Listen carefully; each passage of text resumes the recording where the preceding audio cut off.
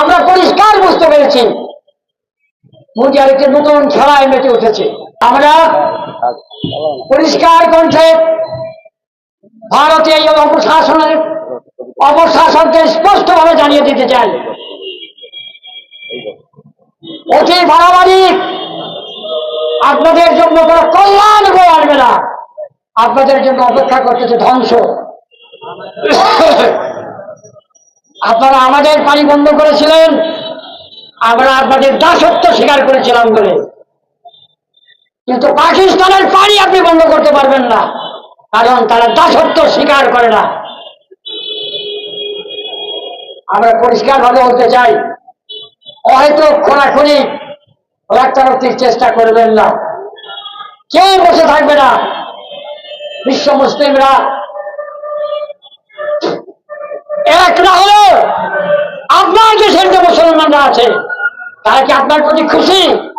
আপনার প্রতিবেশী দেশ বাংলাদেশ আপনার স্বৈরাচারীদিকে পতনের পরে বাংলাদেশে যে মুসলমানরা আছে তারা আপনার দিকে তাকিয়ে থাকবে না, পাকিস্তানের মুসলমানরা আপনাকে তাকিয়ে থাকবে না।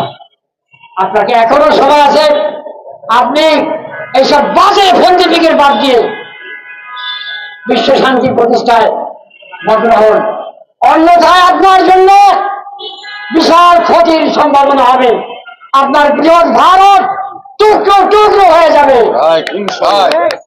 আমরা আপনাদের সাথে বন্ধুত্ব সহ ব্যবহারে বিশ্বাসী এবং আমরা মনে করি যে আপনি মশলা নেন যে বাংলাদেশে নাকি হিন্দুদের উপর অত্যাচার হয়। নিজের ভারতে আপনি কি করছেন? প্রতিনিয়ত মুসলমান হত্যা করতেছেন, প্রতিনিয়ত মুসলমানদের ধর্মস্থান মসজিদ ধ্বংস করতেছেন, মুসলমানদের অর্থ সম্পত্তি দখল করার জন্য প্রচেষ্টা করতেছেন। আপনি বিশ্বের সর্বশ্রেষ্ঠ জানেন, আপনার রক্ষা হবে না। আমরা পরিষ্কারভাবে বলতে চাই, ভারতীয় মুসলমানদের পিছনে বিশ্বের সকল মুসলমান এক এবং ঐক্যবদ্ধ, এবং আমরা চাই না এখানে কোনো অঘটন ঘটুক। আমরা পরিষ্কারভাবে বলতে চাই, আমরা শান্তিতে বিশ্বাস করি। মুসলমানরা ইসলাম ধর্মাবলম্বী, ইসলাম শব্দের অর্থ শান্তি, আমরা শান্তিতে বিশ্বাস করি। আমরা ভারতীয় অপশাসনকে আবারও বিনয়ের সাথে অনুরোধ করতেছি, এই মরণ খেলা থেকে নিজেকে সরিয়ে দিন, অন্যথায় আপনার ধ্বংস অপরিহার্য অপরিহার্য অপরিহার্য। আল্লাহ আমাদের সহায় হন। আমিন। ওয়া আখিরু দাওয়ানা।